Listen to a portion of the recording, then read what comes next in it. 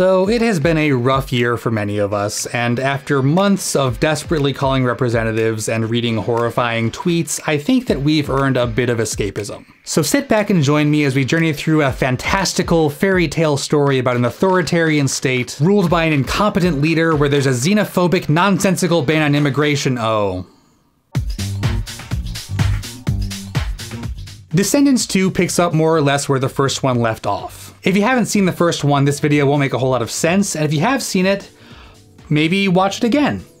There are worse ways to spend 112 minutes. Our 4 villain spawn have been fully assimilated into the kingdom of Auradon, led by the newly minted King Ben, son of Bel and Beast. The Isle of the Lost is still around, and it's still a huge prison camp because it turns out that our new progressive ruler Ben forgot to end fascism. Literally, that is a plot point in this movie. The plan was to start with 4 kids and bring more people over.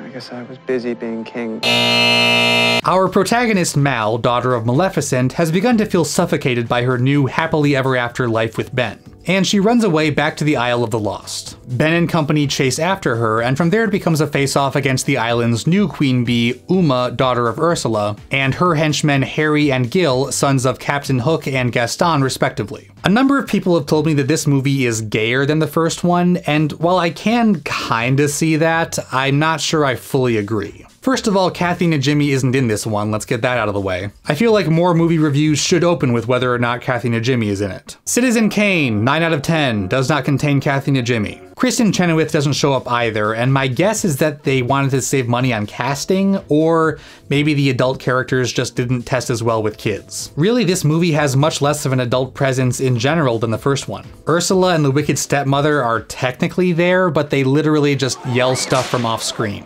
Son, you're a clown! I guess you could argue there's some vengeful ex-girlfriend undertones between Mal and Uma. I'm so flattered that you dream of me. I haven't given you a thought since I left. But that's probably a bit of a stretch. There is also this image posted on Instagram by the actors who play Harry and Gil. They don't actually kiss in the movie, and according to Disney, this scene wasn't even in the script, it was just the actors goofing around. Though apparently the characters do share a kiss in the film's novelization. Incidentally, it was pointed out to me that in the novelization of the first movie, the gay subtext surrounding Carlos, son of Cruella de Vil, is a bit more explicit, suggesting that he has a crush on Jay, son of Jafar. In this movie, however, Carlos seems to have come down with a case of the not gays and gets paired off with Jane, daughter of the fairy godmother. I'm the luckiest girl in the world. You're so nice and cute. Me too. I am the luckiest girl. I mean, guy.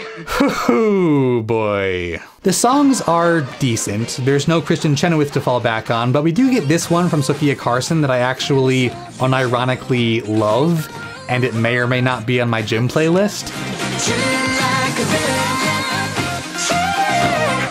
Descendants 2 does make several improvements to the original. Mulan's daughter Lonnie didn't have much to do in the first movie, but here she's more of an active character with a subplot of sorts, and her outfits are much more practical and much less culturally insensitive Halloween costume. The themes also ring more true than the first movie's cartoonish metaphor for the cycle of emotional abuse and the whole good-evil binary thing. This one is more about imposter syndrome and not allowing yourself to believe that you're a good, valuable person. But honestly, the fact that this movie is technically better kind of makes it a little bit worse. The first one is a hot mess, but the second one is just sort of inoffensively acceptable. There's no, oh my god, what the f is happening moment on par with the Be Our Guest rap from the first movie.